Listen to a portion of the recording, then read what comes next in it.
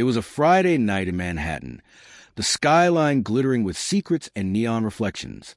My wife, Lauren, had spent nearly 2 hours getting ready for my company's annual gala, Henderson and Wolf Investments. She looked breathtaking in a navy gown that traced every contour of her body, her golden curls resting over her shoulders, and that perfume she always wore when she wanted eyes on her. I stayed quiet while she checked her reflection. She believed this event belonged to my boss. What she didn't know was that Ethan Wolf, the man she thought supervised me, was unknowingly working for me. Years ago, I sold my shares under a separate identity and quietly bought the entire company back through a private trust. No one, not even Ethan, had any idea who the real owner was. Tonight, I wanted to see just how far my wife's loyalty stretched. Inside the ballroom, New York's elite mingled, executives, models, polished faces wearing ambition like armor. Lauren gripped my arm enthusiastically. I watched her expression brighten the moment Ethan walked in, tall, confident, perfectly tailored suit, and a swagger that suggested the room belonged to him. Jason, Ethan greeted, clapping my shoulder, and this must be the famous Lauren. Now I get why you never stay late at work. His smile was charming. His gaze drifting over her neckline was not. Lauren laughed softly and touched her hair, an unmistakable signal every married man learns to recognize. I stayed composed, sipping bourbon. Ethan had no idea he was wandering into a game he wasn't prepared to play. All evening he gravitated toward her, refilling her drink, complimenting her dress, leaning close enough that she could feel his breath on her skin. And each time, she rewarded him with a bigger smile. She assumed I was just being polite. In reality, I was watching a test unfold, one I had been preparing for weeks. 2 weeks earlier, I'd found late-night messages on her phone, all mysteriously gone by morning. She stored one under a fake name, R. When I traced it, the number belonged to Ethan. After dinner, the music softened into a slow jazz track. Ethan extended his hand toward her. "May I?" he asked, glancing at me. "Of course," I replied. My voice was calm, too calm. Lauren paused, then smiled and took his hand. Their bodies moved together a little too easily on the dance floor. Something cold tightened inside me. Everyone else saw a charismatic boss dancing with an employee's wife. No one saw the actual owner watching his empire played with. Midway through the song, Lauren's clutch buzzed. The discreet tracking app I'd installed weeks earlier synced with my watch. I glanced at the alert. Room 707 reserved. E. Wolf. I didn't flinch.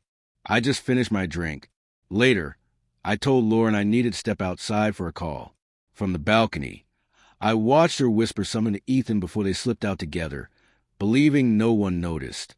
15 minutes later, they entered room 707. I followed quietly, using the key card I'd arranged in advance. I had set everything up, reservation, cameras, even the chilled champagne waiting by the bed. Through the narrow crack of the door, I saw exactly what I needed to see. Ethan's jacket dropped to the floor. Lauren's laughter, once my favorite sound, filled the room. I didn't interrupt. I only watched long enough of betrayal to embed itself permanently. Then I closed the door and locked it from the outside. Returning to the party, I was as calm as ever. Board members congratulated me on the successful event. Unaware of the storm that had just begun, I nodded politely. The trap was already tightening.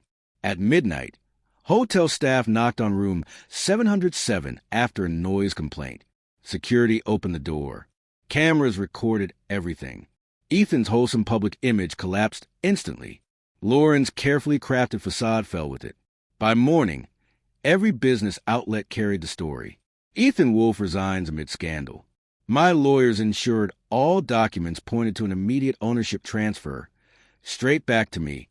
Lauren tried to call. I ignored every attempt. When she finally came home, her face was blotched from crying. "Jason, please," she begged. It was a mistake. I didn't know what I was doing. I studied her carefully. "You knew exactly what you were doing," I said quietly. "The only thing you didn't know was who you were doing it to." She froze. "What does that mean?" I handed her a folder, ownership papers, legal files. Ethan's resignation. At the bottom of each document was my signature.